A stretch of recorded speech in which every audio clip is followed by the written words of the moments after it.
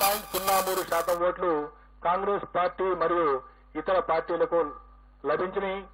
ఏ పార్టీకి కూడా ఇంకా వేరే పార్టీలకు సీట్లు లభించేటువంటి అవకాశం లేదు. కడప పార్లమెంటు నుండి పోటీ చేసినటువంటి శ్రీమతి షర్మిల గారు అక్కడ గణనీయమైనటువంటి ఓట్లు పొందుతున్నప్పటికీ అక్కడ గెలిచే పరిస్థితి లేదు. వారికి అక్కడ డిపాజిట్ కూడా దక్కేటువంటి పరిస్థితి లేదు. ఆవిడ సుమారు 12% ఓట్లకి పరిమితం కాబోతా ఉన్నది. ఈ విధంగా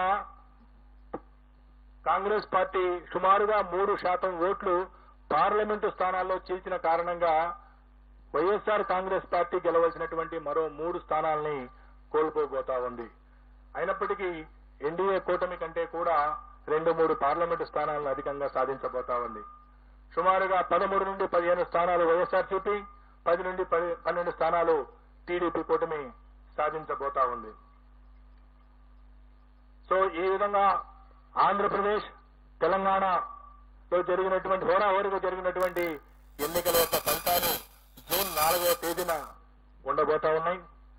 జూన్ 4వ తేదీన మా ఈ ఆరా సంస్థ వైపు నుండి ప్రకటించినటువంటి పోస్ట్ పోలు నిజం కావాలని, గత 16 సంవత్సరాల్లో అనేక ఎన్నికల్లో వాస్తవానికి ఫలితాలకు దగ్గరగా మా ఆరా సంస్థ ఏ విధంగా అయితే ఫలితాలను ప్రకటించిందో అదే స్థాయిలో ఈ ఫలితాలను ప్రకటిస్తున్నామని తెలియజేయడానికి గర్వపడతా ఉన్నాం.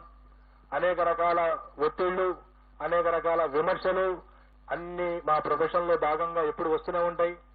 ఎప్పుడు కూడా ఎటువంటి ప్రభావాలకు లోను కాకుండా సంస్థను సంస్థగా మేము నమ్మినటువంటి వృత్తిని వృత్తిగా భావించి ఎన్నికల కంటే ముందు ఏదైనా లీకులు ఇవ్వమని ప్రకటించమని ఎన్ని రాజకీయ పార్టీలు కోరినప్పటికీ ఎక్కడా ప్రతిస్పందించకుండా, ఒక్క ఓటర్ను కూడా ప్రభావితం చేయకుండా పోలింగ్ ముగిసిన తర్వాత సుమారు 21-22 రోజుల తర్వాత మేము ఈ ఫలితాలని మీ ముందు పెడుతున్నాము.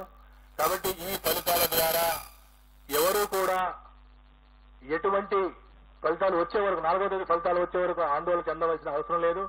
మరీ ముఖ్యంగా బెట్టింగులు లాంటి ప్రమాదకరమైనటువంటి వాటి జోలికి పోవద్దని చెప్పి మీడియా ద్వారా రాష్ట్ర ప్రజలందరికీ విజ్ఞప్తి చేస్తూ ముగిస్తున్నాను.